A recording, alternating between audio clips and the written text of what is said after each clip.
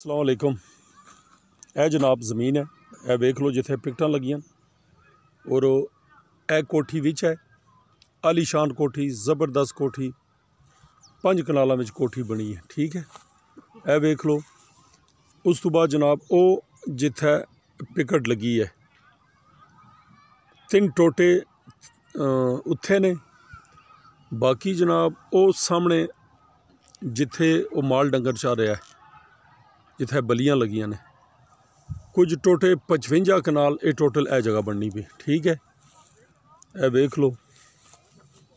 हुण जनाब मैं थोड़ा गड्डी जाके इसकी जड़ी बकाया ज़मीन है उस साइड से मैं जा रहा।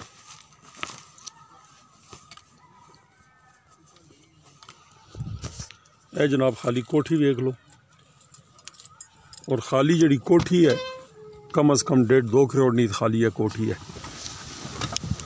हुण इंशाअल्लाह मैं अगे जा रहा।